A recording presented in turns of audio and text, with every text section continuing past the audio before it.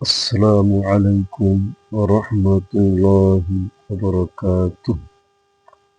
মহান রব্বুল আলামিন বলেন, ইয়ানসুরকুমুল্লাহু ফালা গালিবা লাকুম। আল্লাহ যদি তোমাদের সাহায্য করেন তাহলে পৃথিবীর কোন শক্তি তোমাদের উপর প্রাধান্য বিস্তার করতে পারবে না। সুতরাং জয় পরাজয় এটা হবেই। আগামীতে শক্তি অর্জন করতে হবে এমনভাবে যাতে করে কোনো শক্তি প্রাধান্য বিস্তার করতে না পারে। আর আল্লাহ হচ্ছেন উত্তম অভিভাবক, উত্তম সাহায্যকারী, উত্তম পরিকল্পনাকারী। আল্লাহ রাব্বুল আলামিন মুসলমানদের সাথে আছেন, ইমানদারদের সাথে আছেন, ধৈর্যশীলদের সাথে আছেন। অতএব কোনো প্রকৃতির শক্তিকে পরোয়া করা যাবে না, কোনো চক্ষুকে পরোয়া করা যাবে না। সামনে পা বাড়াতে হবে। আল্লাহ রাব্বুল আলামিন বলেন, ওয়ালা তাহিনু ওয়ালা তাহজানু ওয়া আনতুমুল আ'লাউনা ইন কুনতুম মুমিনিন। তোমরা হতাশ হও না, চিন্তাগ্রস্ত হও না, বিজয় তোমরা হবে যদি তোমরা ইমানদার হও।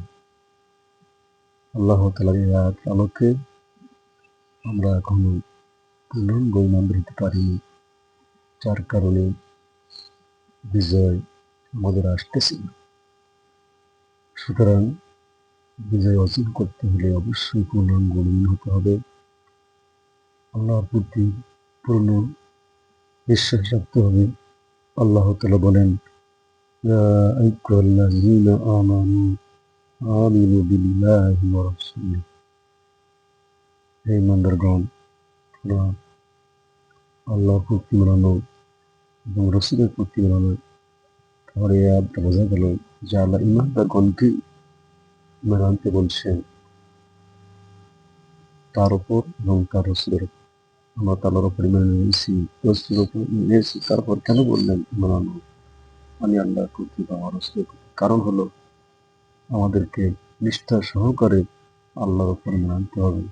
তাহলে আল্লাহ রাব্বুল আলামিন মুসলমানদেরকে, ইমানদারগণকে বিজয় দান করবেন। সুতরাং বাংলাদেশ জামায়াতে ইসলামীর চিন্তার কোনো কারণ নেই। তার কারণ বিগত সময়ের চেয়ে এবার ৪ গুণ আসন বেশি পেয়েছে বাংলাদেশ জামায়াতে ইসলামী। সুতরাং ধৈর্য ধারণ করতে হবে। ইন্নাল্লাহা মা'আস সাবিরিন।